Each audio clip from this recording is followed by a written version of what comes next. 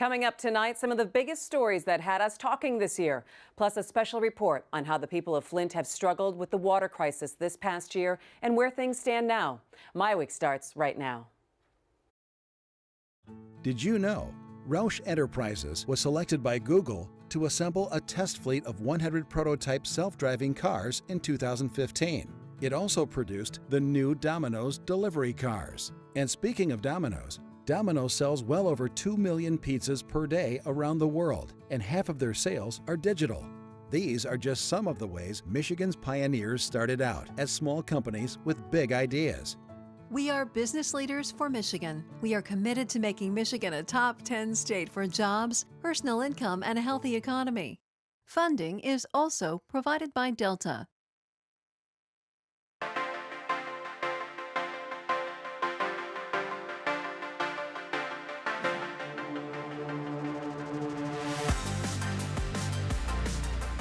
Hi and welcome to MiWeek. Thanks so much for joining me. I'm Christy McDonald. I hope you're having a wonderful holiday. We're taking some time out with our families, but we'd like to bring you tonight some important conversations we had this year about things impacting our lives here in Michigan, including education and gun control. But we're going to start tonight with a look at the people of Flint. It has been more than a year since the discovery of dangerously high levels of lead in the city's water supply after a disastrous switch to water from the Flint River. Flint became a national symbol of infrastructure problems and government oversight.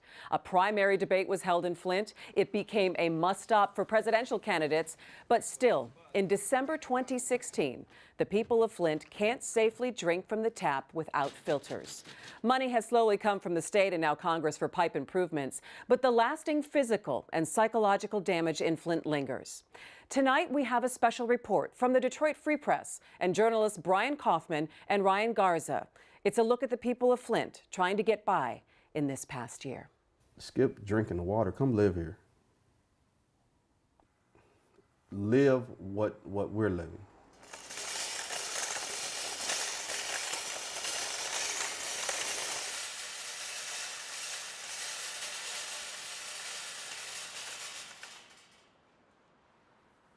Militarily, if you want to get rid of the indigenous population, then you cut off the supplies that they need every day. And that's what it feels like. We have to take away the baby toy area from the basement to build a water tower just so we can have enough supply for our everyday living.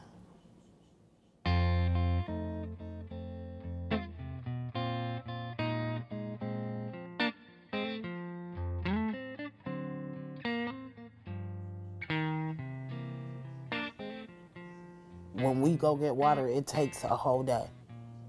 Like, that whole day, we can't do anything else. We have to just get water for that day. They're giving out bottled water, 16 ounces. Do you know how many waters that is for a bath?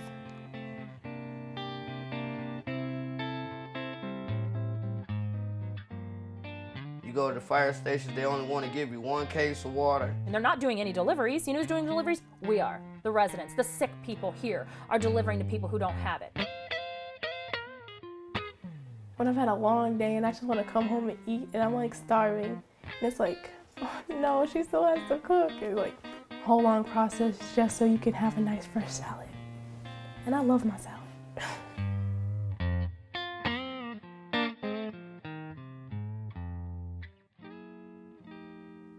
Everybody running around wondering, can I get some more water? When am I gonna run out? You don't want to live like that. That's stress on the heart.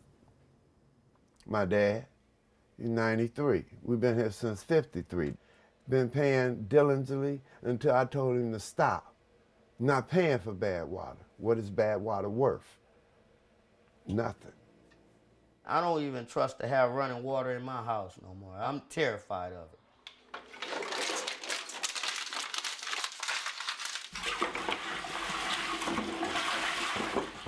I live here off a bottle of water. 8 to 10 cases of water a day. No, it's more than that.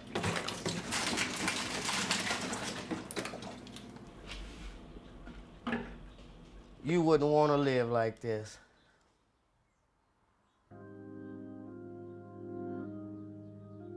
No, this is hard to explain.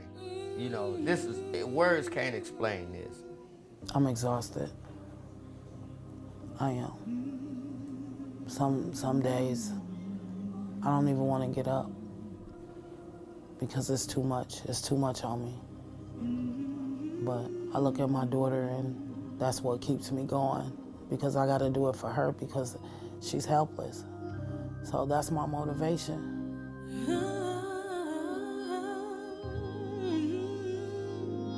She likes to play in water. She always has since she's been born. And to take it all away within months and have to put fear into a child to tell her you can't play with the water or you'll get sick and you may die, that's not fair.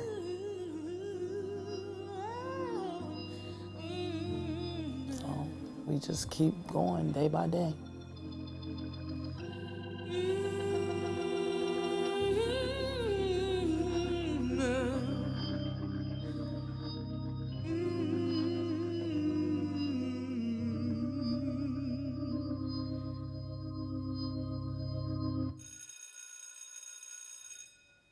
The term says if you're black, you have to fight 2 times harder than everybody else. These kids are going to have to fight 30 times harder than everybody else because their brain functionality is so different.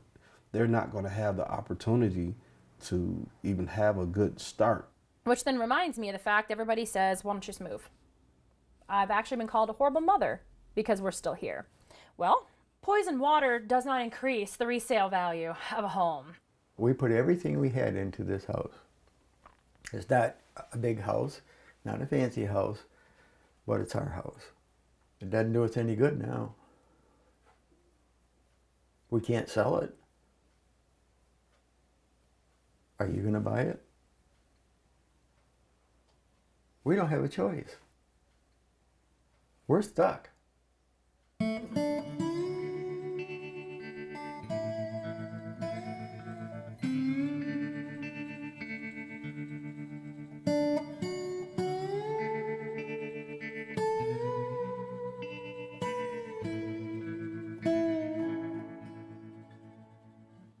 I own my home.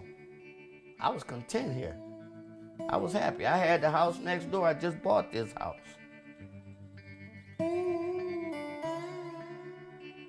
This is home. This is home, man.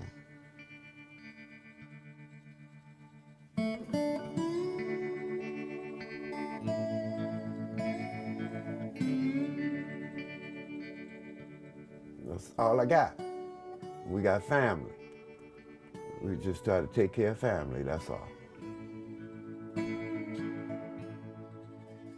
We, as Flintstones, we know how to put our own Band-Aids on. We know how to, how to work our problems out. We just need to get more unified and stop the madness that's going on behind all this water crisis. I have people saying, hey, do you guys still need water up there? How's everything going? I hear it's better. That's horrifying. Since we switched back to Detroit, our water's safe. That is a huge misconception, even here in Flint. People are like, oh, we switched back, it's okay. No, the pipes were so destroyed and full of bacteria, full of all of this scale and buildup and everything. They can put out the best water from Detroit, the cleanest water, and it doesn't matter. I mean, even people who don't know all the science and all the data, they know that they're burning, that their water smells like chemicals or sewer. I mean, we can connect the dots. We got the lead up here in the brain, but we're not completely stupid. The first thing they need to do is they need to replace the entire infrastructure. Not just the lead service lines. All the service lines need to go. The city's mains need to go. Start from one end and go all the way to the other end and fix all the pipes. I don't mind donating some time, some muscle to dig. I'll get out there with the shovel. We ain't got time to wait on y'all to make a decision. I want some action now. And fix it to where we can have our lives back. Now, in the end, thinking about the faith and the trust they're gonna have in the water, that's another issue. What's the prognosis? Not very good. I'm not gonna drink. I have a water filtration system and I don't drink that. Get me to trust the water, I just couldn't do it. It's definitely not gonna be just wiped away. This isn't a tear on your face. What's going to happen to all the kids in 10 years? Who's going to take care of them? Who's going to pay the medical bills for all the parents? Who's going to work the jobs here in Flint when the people in 10 years are too sick to work them? And nobody is even addressing that situation at all. At all.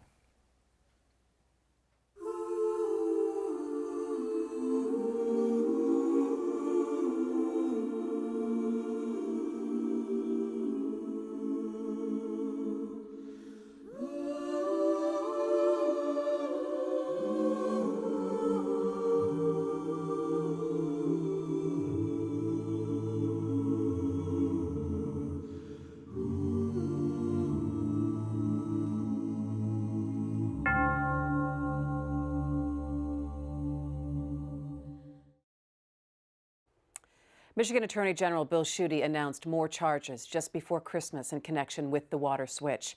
Again, our thanks to Brian Kaufman, Ryan Garza, and the Detroit Free Press. Let's turn now our attention to another major concern in the state of Michigan, education. This year, test scores show students across the state are still struggling with reading and math. So we got a roundtable together to take a look at what we should be focusing on in Michigan to help our kids succeed.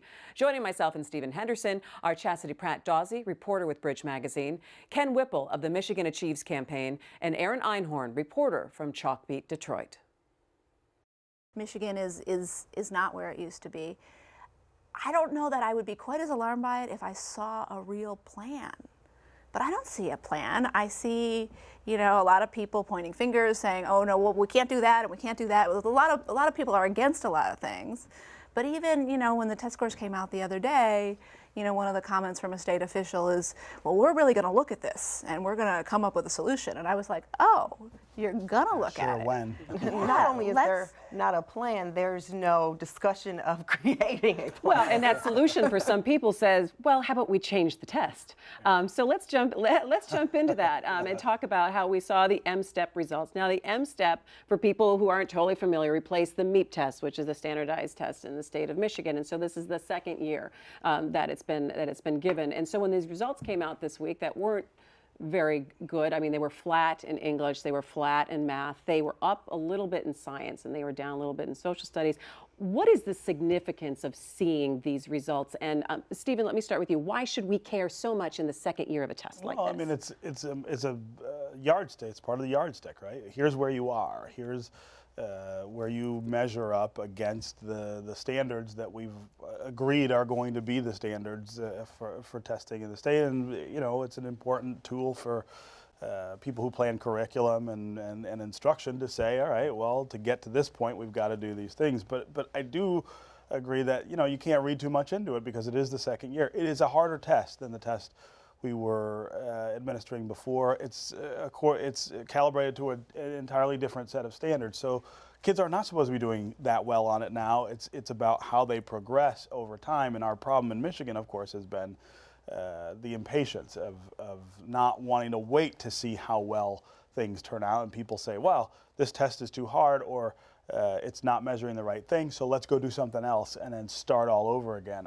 What I hope happens is that we say, look, consistency is the most important thing in testing over time. Let's stick with this, see how we can sort of move people up the ladder. Why shouldn't we get rid of this, Ken? We should not get rid of this.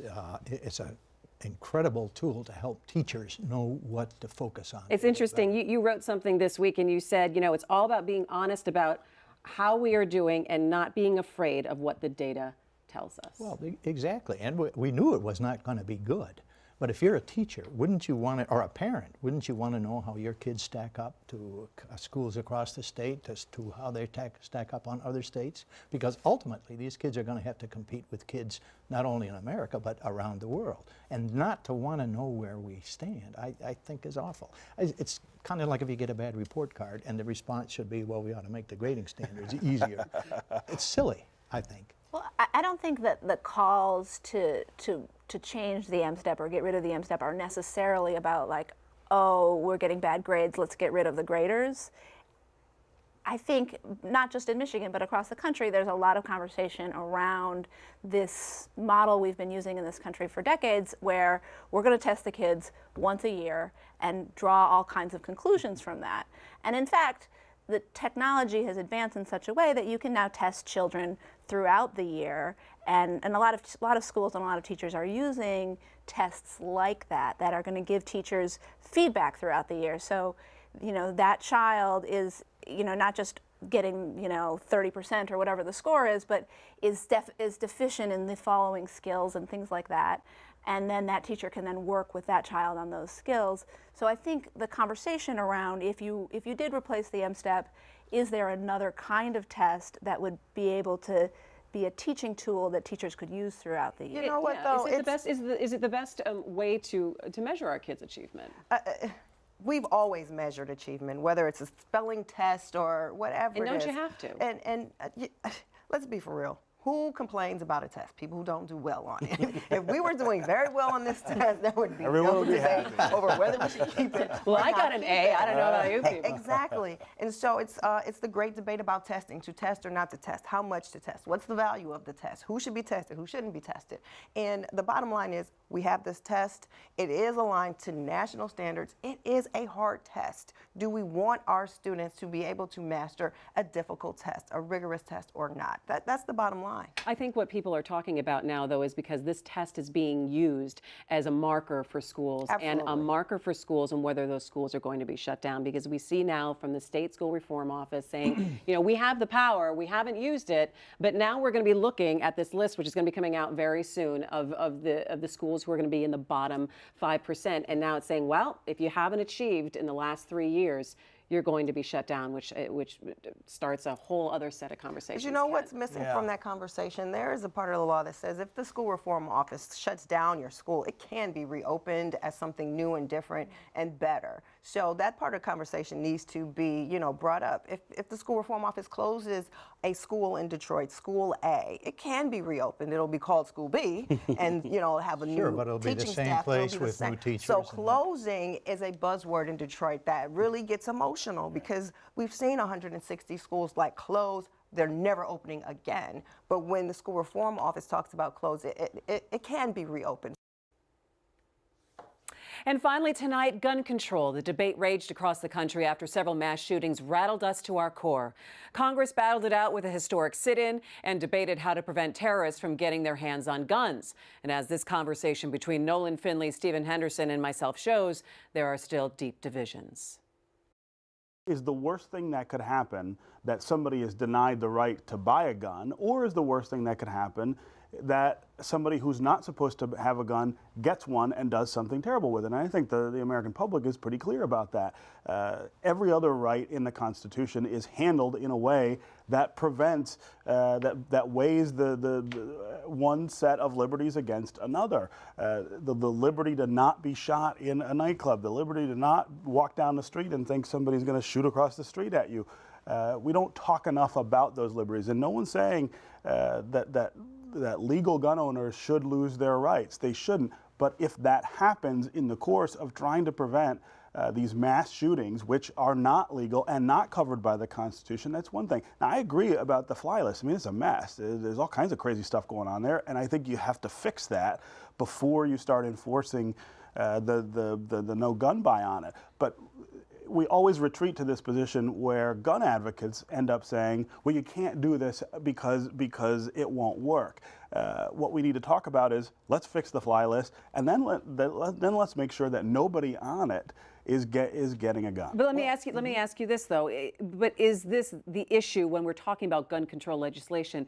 Is this what we should be concentrating on in terms of a no-fly list? Should we be concentrating on an assault weapon ban? Should we be concentrating on more funding going to medical research into why some of these mass shootings are happening? What we should be looking at in this case is why. I mean, you want to talk about the no-fly list and the terror watch list. This guy wasn't on either one of them. This Omar Mateen wasn't on either one of them. Had 3 contacts, including the day he bought the guns, you had a gun owner reporting him and that information. And I Instead think of that that's what's grandstanding disappointing and- because people talk about if you see something, say something, Right. and this gun shop owner didn't. saw something and said something and they never visited him. So instead of sitting all over Congress on an issue these folks know is going nowhere and know is problematic from a constitutional point of view, they should be examining again why our intelligence service isn't working. If you've got I'm telling you, if you've got 1.5 million people on a no-fly list and 57,000 people on the terror list and 57,000 on the no-fly list,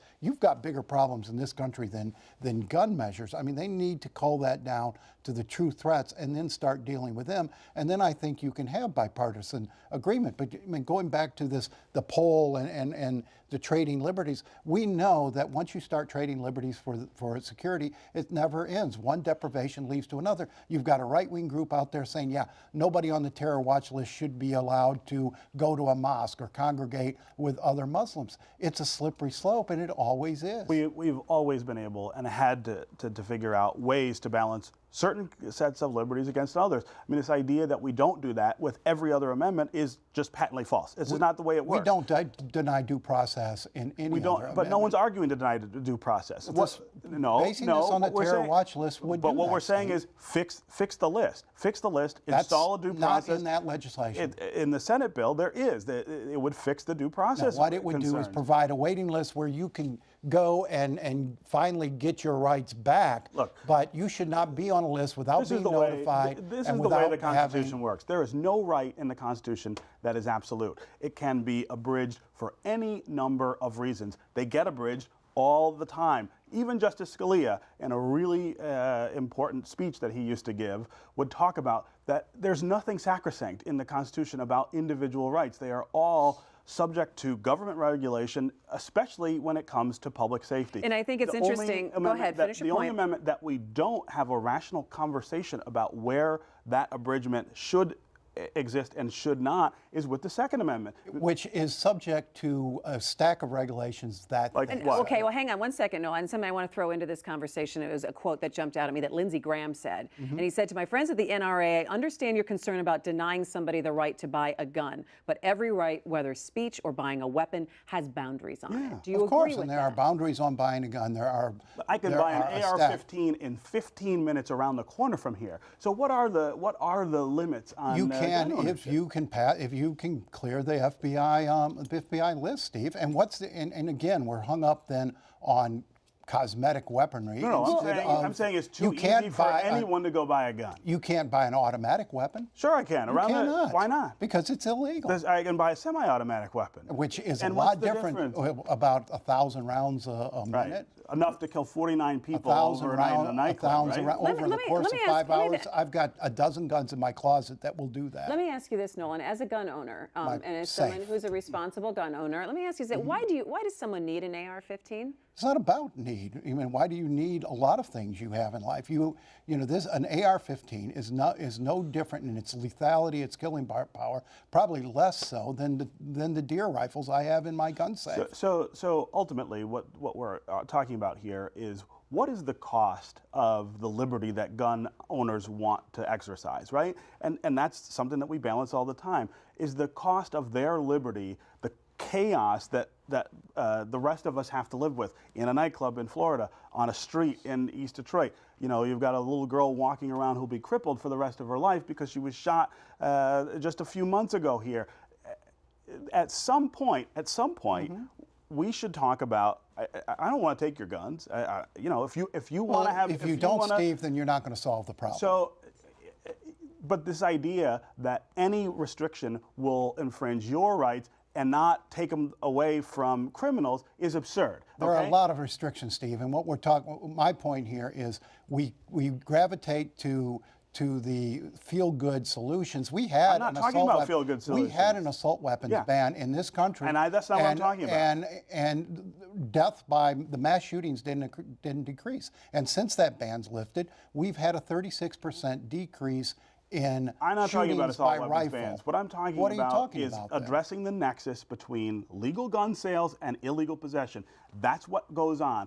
none of these guns. Well, I don't think anybody would hold oppose on. that, Steve. But none of these guns get stolen from manufacturers. They get sold, they get distributed to gun shops and other places, and they get sold, and then they end up in illegal hands. And there is no constitutional right for that to happen. There's no I agree constitutional protection for wholeheartedly that. with that, And we Steve. ought to be able to. So where is the solution then? I think. But that's not what's on the table. Hang on, where's the solution? Why shouldn't guns be heavily registered? Why shouldn't gun owners have to get a license like they do in other civilized countries in order to have the gun and to use it? I mean, the idea of putting more onus on legal gun owners to make sure that their guns do not fall into the hands of criminals is perfectly reasonable and not an abridgment Why of their wouldn't rights. gun owners want that, Nolan? Well, I think most gun owners do.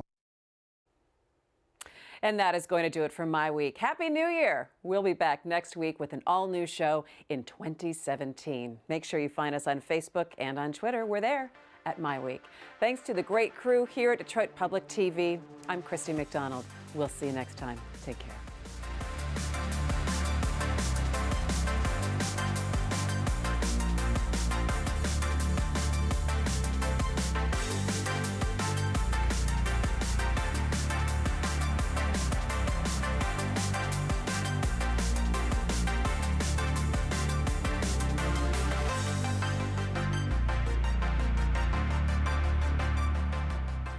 Did you know Gordon Food Service was started by a 23-year-old entrepreneur as a butter and egg delivery business more than a century ago?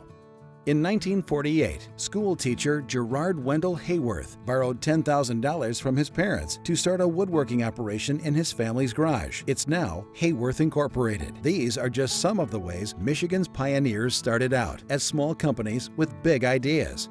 We are business leaders for Michigan. We are committed to making Michigan a top 10 state for jobs, personal income, and a healthy economy.